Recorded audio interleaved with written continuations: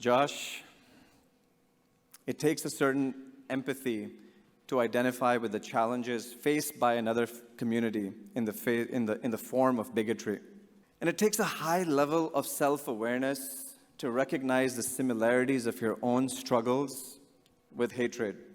And it takes a tremendous amount of courage to use your power, privilege, and platform to reach out and tackle the hate of others.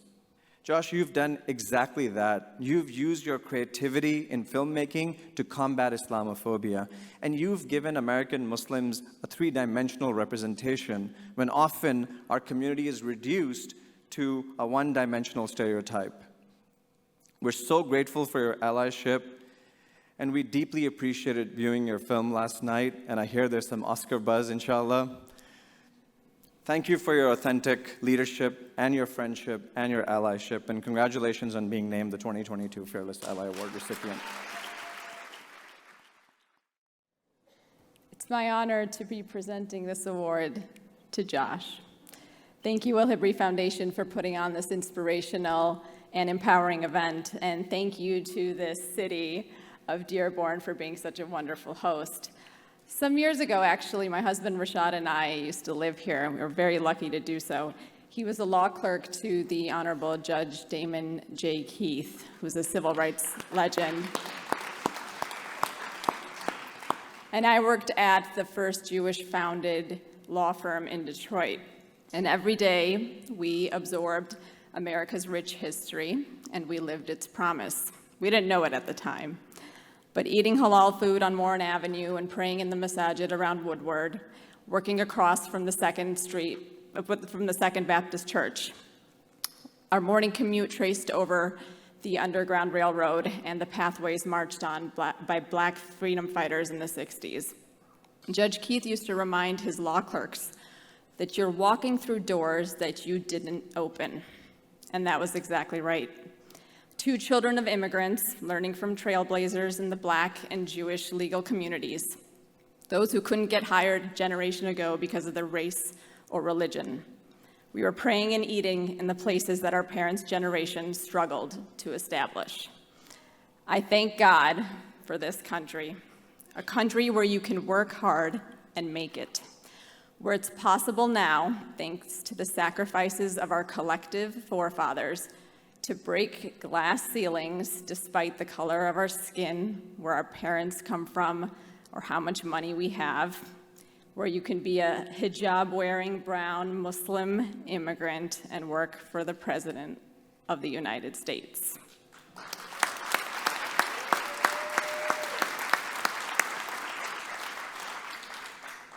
We have shown, and this city shows, that we can coexist with one another. We can embrace one another, we can learn from one another, we can mentor one another, and we can do all of that without erasing what makes us unique and different. I see this power in Detroit, and watching Josh's film, Stranger at the Gate, I see it in Muncie, Indiana. Josh, your film embodies a gem that I find in the Quran. It's literally a verse that tells us to be kind. It says, counter harm with good. And before you know it, a person that's your enemy, with whom you're at odds, will become a good friend. When I started at DOJ, I took that lesson to heart. I walked into my office, and I was neighbors with a tall, imposing Army vet named Jack. And he greeted me with the coldest shoulder imaginable. He handled terrorism cases for the US government. I wondered if he'd ever met a Muslim before outside of prosecuting them. I remember coming home and telling Rashad, I'm not sure I'm going to be able to work with Jack. I don't think we're ever going to say a word to each other. And Rashad said, just try being nice to him. So I said, okay. And I remembered that verse from the Quran, the commandment to just be nice. I went to work the next day, and I said a word or two, made small talk with Jack, and he responded with a word or two. But I was determined. The next week was Veterans Day, and I was volunteering in my daughter's second grade classroom. And they were writing letters to veterans, and I told her, Sophia, my coworker Jack is a veteran. Should we write him a letter? And she happily obliged, she's a second grader, wrote a sweet letter thanking him for his service, asking him if it was hard to live away from his family, and telling him he was a hero. The next day I went to work. I brought Jack my daughter's letter. He was so moved, he hung it up on his wall. A few minutes later, he came into my office. I wrote a letter for your daughter, he said. And in that letter, he said, quote, I am proud to have served in the Army, but I'm even prouder to work alongside your mom at DOJ. She works hard to keep our country safe.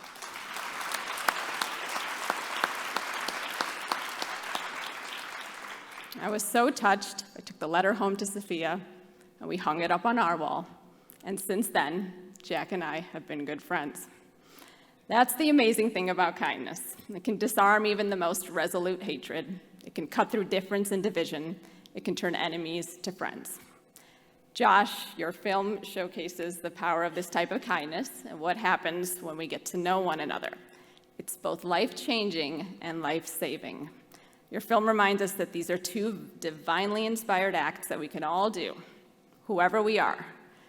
People say this day and age that the American experiment is failing, that there's too much hatred and division for us to succeed. But stories like Stranger at the Gate exemplify the opposite. They amplify the power of love and the possibility of simple humanity. May God bless you all in this beautiful community and all the servants that I see before me and the El-Hibri Foundation. Thank you for bringing us together.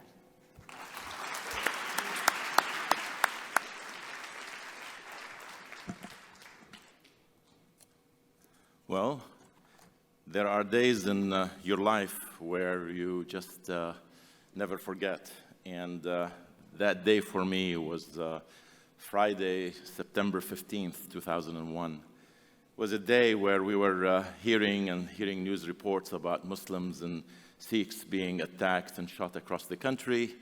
We were having breakfast that morning, and my wife comes to me and says, Muhammad, can you skip Friday prayers today? Don't go to the mosque, please. And again, I was thinking about it. I said, my God, I'm one of the founding members of this masjid. If I don't go, who will? So, needless to say, I dismissed her thought and I just went.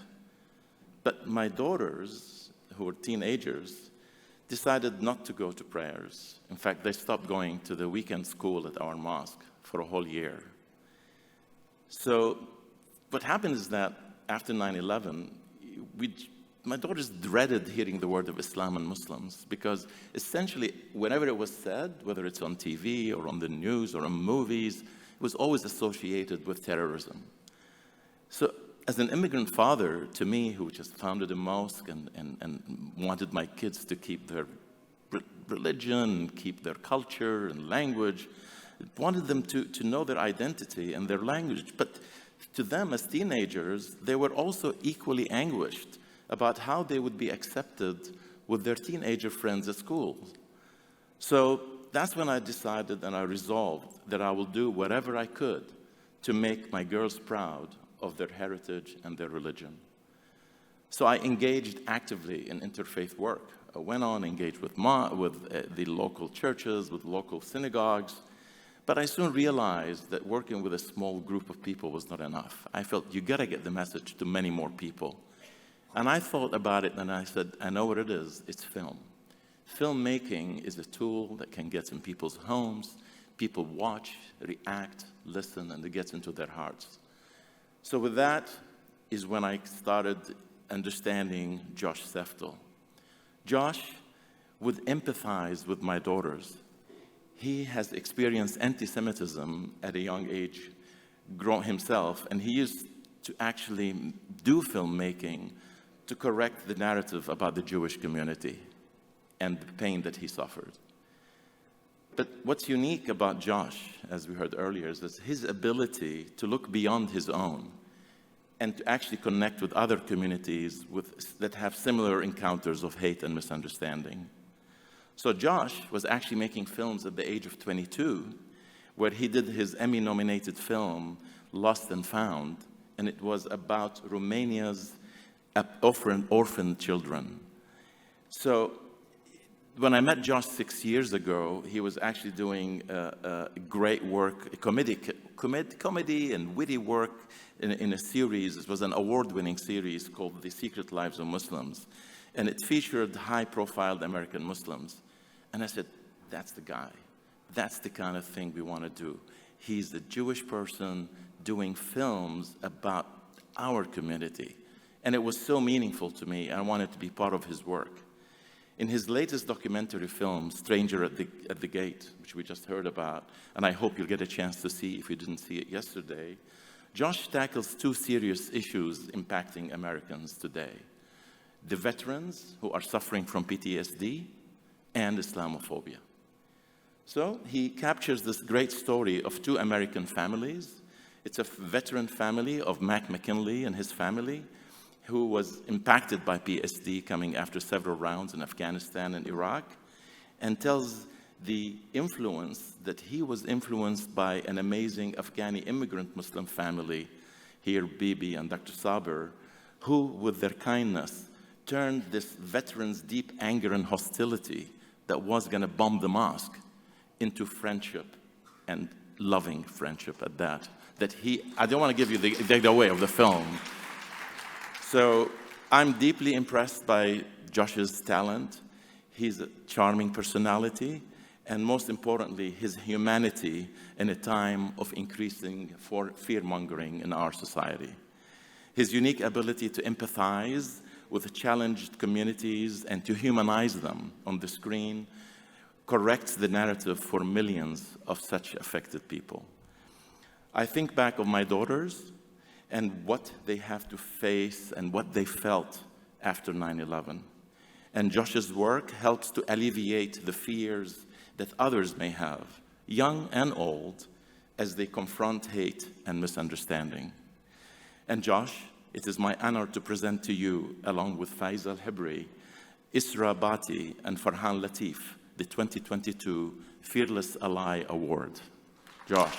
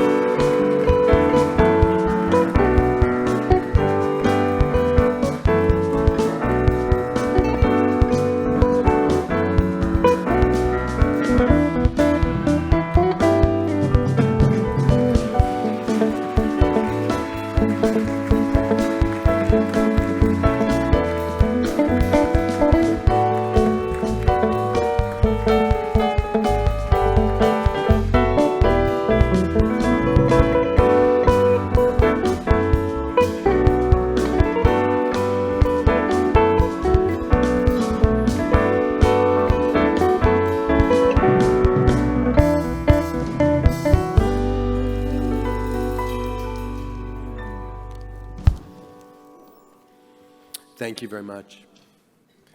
Mohanad, you gave away the end of the film.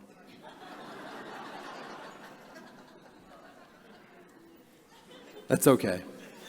It's okay. So I want to start by thanking the El-Hibri Foundation and Farhan, not only for this award, but for supporting our work for nearly a decade now.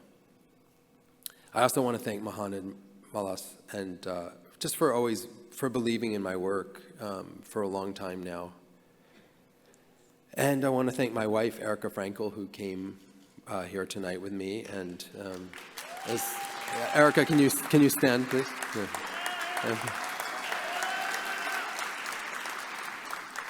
She's not only my partner, but she's my work partner on this project. So thank you for everything. This award is yours too.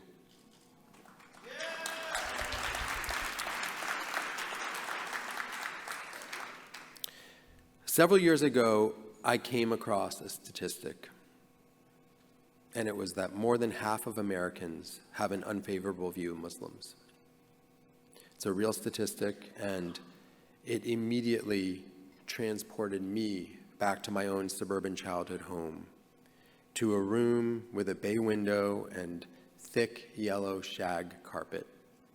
It was my mom's favorite room, and she actually had a plastic rake that she used she raked the carpet. She would rake it and make it fluffy and shaggy, and my sisters and I weren't even allowed in that room, except when we had special occasions. And that usually involved my father, who was a local physician, when he was entertaining the other local doctors. And on those nights when I looked into that room, I saw people in hijab, people in bright colored saris, Jews, Muslims, Hindus, all together eating tiny egg rolls and tiny kosher hot dogs in blankets, and speaking in accents of all kinds. I could tell that my father loved these people, and that this was the kind of world he wanted for me. It was like a mini United Nations, it felt safe and warm and alive, a lot like this room feels to me tonight. But one morning I woke up and I found a rock the size of a brick sitting in the middle of that room. And the bay window was shattered, and there was glass on the yellow carpet. And I was only 10, and I was sitting there in my pajamas and with the kind that had the feet attached, And I immediately knew what it was about. We were one of only a small number of Jewish families who lived in our upstate New York town. And at school, I was often called things like Jewish Josh, Jew Kike. Sometimes kids threw pennies at me to remind me that Jews are cheap. And that's what I thought about when I read that statistic about Muslims. And as a filmmaker, I knew in that moment what I wanted to do: to make films that would allow Muslims to look directly into a camera and tell their own stories, and to give the people who watch those films an invitation to meet a Muslim person one-on-one. We called the films The Secret Life of Muslims, and we released them into the world 2 days before Donald Trump was elected. And despite that being a challenging time, I felt a small sense of hope as each film quietly and confidently disproved and undercut all the things Trump was saying about Muslims. Almost immediately, the films got thousands of hateful comments. And one day, I got a scary-looking package in the mail that was hand-wrapped in brown paper with twine. And it turned out to be a self-published anti-Muslim book, and I just immediately put it in the recycling bin. But the positive comments outweighed the negative ones by almost 2 to 1. One woman from the Midwest wrote, "As far as I know, I've never met a Muslim, but now I feel like I have. Thank you." And one which simply said, "Mom, please watch this. This is what I've been trying to tell you about." It's been 7 years since we started making these films, and we've had 70 million views to date. Our newest film, the 25th in the series, as we spoke about, is called Stranger at the Gate, and it's contending for an Oscar right now.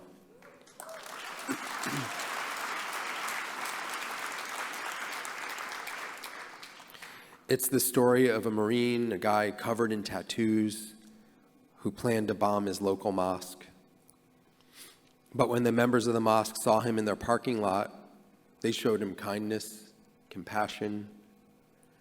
They even invited him over for dinner. And they ended up changing his life. In fact, the man never did bomb the mosque. Instead, he ended up converting to Islam. So I gave away the story too. I'd like to ask 2 of the members of the mosque who are here tonight, Bibi and Sabr Barami, to please stand.